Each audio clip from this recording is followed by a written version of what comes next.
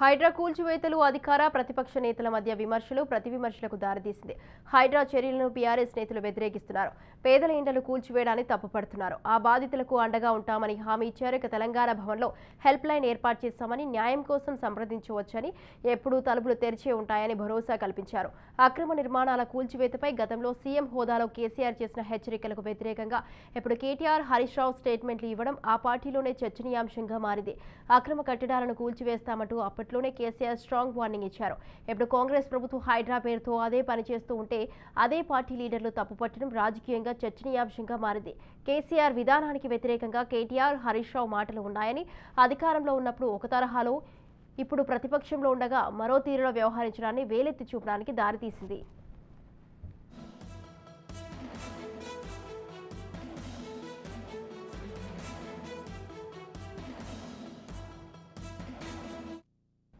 హైడ్రా కూల్చివేతలపై దాదాపు నెల రోజులుగా కేటీఆర్, హరీష్ రావు రాష్ట్ర ప్రభుత్వంపై అనేక రకాలుగా విమర్శలు గుప్పిస్తున్నారు.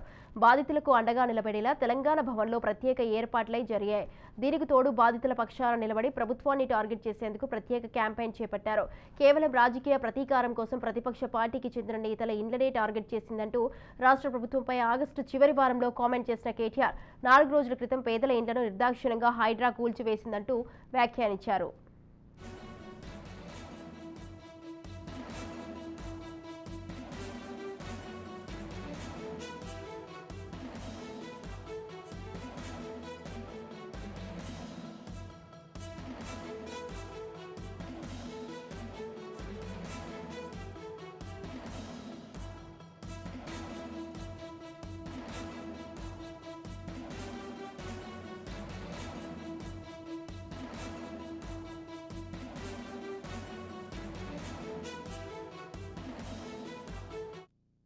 వంద రోజుల్లో చేస్తా అన్నావు, మొదటి రోజే సంతకం పెడతా అన్నావు. అవి మరిపించడానికి పొద్దున్న లేసి టీవీ పెడదామంటే కూలగొట్టుడే కనబడుతుంది. ఇంకేమన్నా కనబడుతుందా? ఇలా కొన్ని లక్షల మంది ప్రజలు మలేరియా, డెంగ్యూ, చికెన్ గున్యాతో బాధపడుతున్నారు. అసలు పారిశుద్ధ్యం పడకేసింది రాష్ట్రంలో. చెత్త చెదారం ఎత్తక గ్రామాల్లో, పట్టణాల్లో మురికి కూపాలైపోయి ప్రజలు రోగాల బారిన పడుతుంటే దాని గురించి పట్టించుకునే టైం రేవంత్ రెడ్డికి లేదట. ఇవాళ ప్రజలు ఎంత బాధపడుతున్నారు? అది ఇడిచిపెట్టి కూలగొడతా అని తిరుగుతాడు. ఒక ముఖ్యమంత్రిగా ప్రజల ఆరోగ్యం మీద దృష్టి పెట్టు, పారిశుద్ధ్యం మీద దృష్టి పెట్టు. ఇలా హాస్టళ్లలో పిల్లలు పోతే ఎస్సీ, ఎస్టీ, బీసీ హాస్టల్లో అన్నం పెడతలేరు. పురుగులు అన్నం పెడితే పిల్లలు రోడ్ల మీదకి వస్తున్నారు. చదువులు దెబ్బతింటున్నాయి, పిల్లల భవిష్యత్తు దెబ్బతింటున్నది. ఆ ఎస్సీ, ఎస్టీ, బీసీ పిల్లల గురించి ఆలోచించడానికి ఈయనకు టైం లేనట్టుంది. కానీ ఈయన అనవసరంగా కూలగొట్టే దాని మీద పెడతా ఉన్నాడు.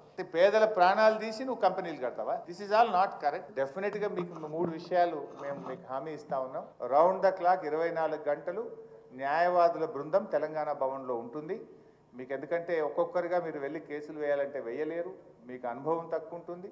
తప్పకుండా న్యాయపరంగా హైకోర్టు నుంచి రక్షణ కల్పించడానికి మా న్యాయవాదుల బృందం పూర్తిగా సహకరిస్తుంది. మీరు ఎవరైనా రావచ్చు, కలవచ్చు, మీరు పేపర్స్ ఇవ్వండి, మేమే మీ తరఫున న్యాయ పోరాటం చేసి మీకు రక్షణ కవచంగా మేము నిలబడతాం. 2, మా శాసనసభ్యుల బృందం కూడా మీ దగ్గరకు వస్తాం, వచ్చి విజిట్ చేసి మీకు భరోసా కల్పించి ప్రభుత్వం మీద ఒత్తిడి పెంచేటువంటి ప్రయత్నం కూడా చేస్తాం. 3వది, ప్రభుత్వం కూడా ఇలాంటి నిర్ణయం కొన్ని వేలు, ఒక ఇల్లు 2 ఇల్లు కాదు, వాళ్ళకు 10-12 వేలని బయలుదేరినారు. కానీ 20-25 వేల ఇండ్లు ఉంటాయి అంటున్నారు. ఈవెన్ మూసీ లోపల ఉండేటువంటి వాళ్ళు కూడా ఈరోజు ఉదయం ఎవరో నాకు ఫోన్ చేశారు, మేము ఒక ఇంట్లో 3 కుటుంబాలు ఉంటాం సార్, వాడు ఒక డబుల్ బెడ్రూమ్ ఇస్తా అంటే మేము ఎట్లా బతుకుతాం సార్?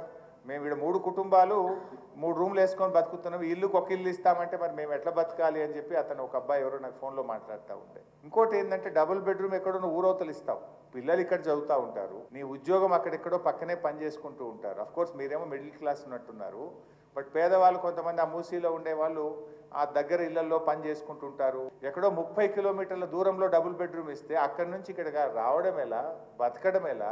ప్రాక్టికల్గా నాట్ పాసిబుల్. అంటే ఇవన్నీ కూడా బతుకు తెరువును కూడా నడవాలి కదా. నువ్వు ఎక్కడో ఇల్లు తీసి పడేస్తే 30 కిలోమీటర్ల దూరం ఇల్లు ఇస్తా అంటే ఆయన బతికేలా నడవాలి? అక్కడ పని దొరుకుతుందా? అక్కడ ఉపాధి దొరుకుతుందా? అక్కడ కొత్తగా ఉద్యోగం దొరుకుతుందా? ప్రాక్టికల్గా అది ఎలా సాధ్యమవుతుంది? ఇవన్నీ కూడా ప్రభుత్వం ఆలోచించాల్సిన అవసరం ఉంది. ఒకవైపు ప్రతిపక్షాలకు చెందిన లీడర్ల ఇండ్లను టార్గెట్ చేసిందంటూనే నెల రోజుల వ్యవధిలో పేదల ఇండ్లను అని కేటీఆర్ వ్యాఖ్యానించడం బీఆర్ఎస్ నేతల మధ్యనే చర్చకు దారితీసింది. ఇంత జరుగుతున్న ఆనాడు ఆక్రమణల కూల్చివేతలపై గట్టి హెచ్చరికలు చేసిన పార్టీ అధినేత కేసీఆర్ ఇప్పటి వరకు ఎలాంటి కామెంట్ చేయకుండా సైలెంట్ గా ఉండిపోవడం, పార్టీ విధాన నిర్ణయం తెలియక ఆ పార్టీ నేతలో అయోమయం నెలకొనడం గమనార్హం. హైదరాబాద్ నగర ప్రజలను వరద ముంపు నుంచి బయటపడేసేందుకు అక్రమ కట్టడాలను కూల్చివేయక తప్పదని, వరద నీటిని తీసుకెళ్లే నాలాల మీద కట్టడాలను సహించే ప్రసక్తే లేదని 8 ఏళ్ల క్రితమే కేసీఆర్ హెచ్చరించారు.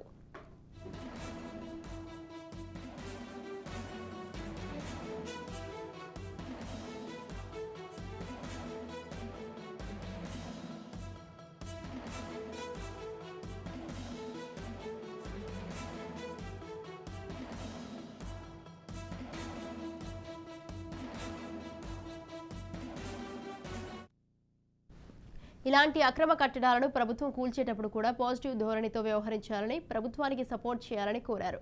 కూల్చివేతల అవసరాన్ని కేసీఆర్ సీఎంగా ఉన్న సమయంలో పైతీరులో వివరించారు. కేటీఆర్ మాత్రం బిల్డింగ్లను నిర్దాక్షిణ్యంగా కూల్చేస్తున్నారు, పేదలను రోడ్డున పడేస్తున్నారు, మనం కన్స్ట్రక్షన్ చేశాం, ఈయన మాత్రం డిస్ట్రక్షన్ చేస్తున్నాడు, పర్మిషన్ ఇచ్చిందేవుడు, దమ్ముంటే వాళ్ళపై చర్యలు తీసుకోవాలని సీఎం రేవంత్ ఉద్దేశించి కేటీఆర్ వ్యాఖ్యానించారు.